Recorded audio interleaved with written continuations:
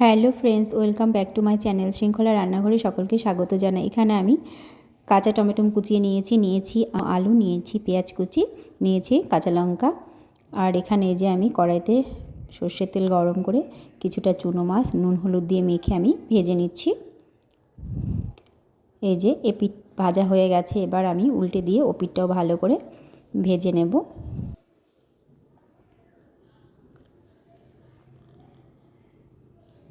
এই যে চুনো মাছটা আমার ভাজা কমপ্লিট হয়ে গেছে। এবার এখানে আমি দিয়ে দিলাম শুকনো লঙ্কা ফোড়ন, দিয়ে দিলাম কালো জিরে, আর এখানে আমি সমস্ত কেটে রাখা সবজিগুলো ঢেলে দিলাম।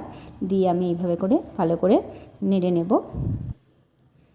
এই যে ভালো করে আমি সমস্ত সবজিটাকে নেড়ে নিলাম। আর এখানে দিয়ে দিলাম নুন, দিয়ে দিলাম হলুদ গুঁড়ো। এবার আবার সমস্ত কিছুকে ভালো করে একসাথে নেড়ে চেড়ে এখানে আমি দিয়ে দিলাম 1 চামচ জিরের গুঁড়ো, দিয়ে আমি আবার ভালো করে নেড়ে নিচ্ছি।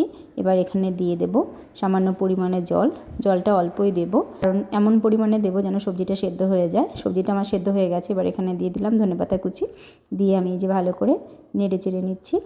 এই যে দেখুন রান্নাটা আমার কমপ্লিট হয়ে গেছে। কাঁচা টমেটো দিয়ে চুনো মাছের এই চচ্চড়িটা খুব ঝটপট হয়ে যায়, আর খেতেও কিন্তু খুব ভালো লাগে। এই যে এই রেসিপিটা ঝাল ঝাল টক টক খেতে হয়, গরম ভাতে মেখে কিন্তু দুর্দান্ত লাগে খেতে। আমার মতো এরকম করে একবার ট্রাই করে দেখবেন, বাড়ির সকলে খুব ভালো খাবে। আমার এই রেসিপিটা যদি ভালো লেগে থাকে অবশ্যই লাইক করবেন।